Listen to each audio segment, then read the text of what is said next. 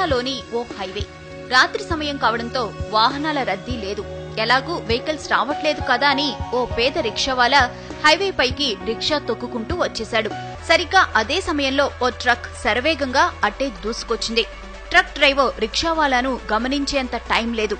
Break వేసేలోపే ప్రమాదం జరిగే పరిస్థితి వచ్చింది. సరిగ్గా అదే సమయంలో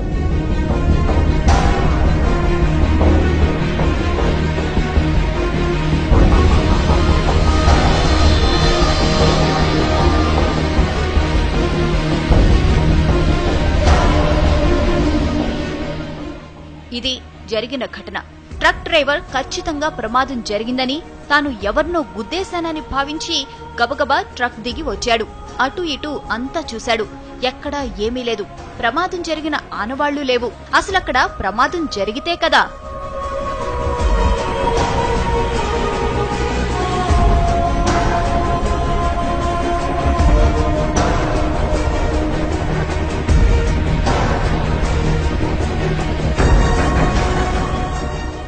రిక్షావాలాను రక్షించిన అదృశ్య శక్తి అతణ్ణి రోడ్డు పక్కన విడిచిపెట్టింది. అతడు ఆరోగ్యంగా ఉన్నాడో లేదో తెలుసుకుంది. అతడు సరిగ్గానే ఉన్నాడని భావించి అక్కడి నుంచి మెల్లగా వెళ్లిపోయింది.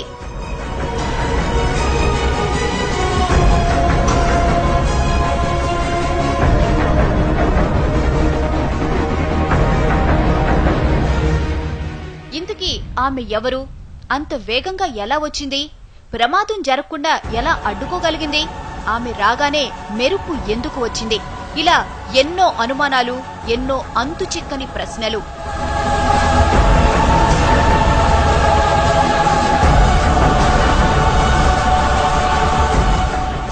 అంత వేగంగా మెరుపులా వచ్చింది కాబట్టి ఆమె ఖచ్చితంగా గ్రహాంతర వాసేనంటున్నారు కొందరు. గ్రహాంతర వాసే అయితే ప్రమాదం జరుగుతుందని ముందే ఎలా ఊహించిందని ప్రశ్నిస్తున్నారు ఇంకొందరు.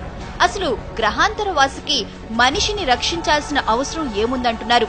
పైగా తల వరకు కప్పుకున్న డ్రెస్ కోడ్, నడక, నడత అన్నీ మానవుల తరహాలోనే ఉన్నాయి. అందుకే ఆమె గ్రహాంతరవాసి అనేందుకు అవకాశాలు లేవంటున్నారు ఇంకొందరు.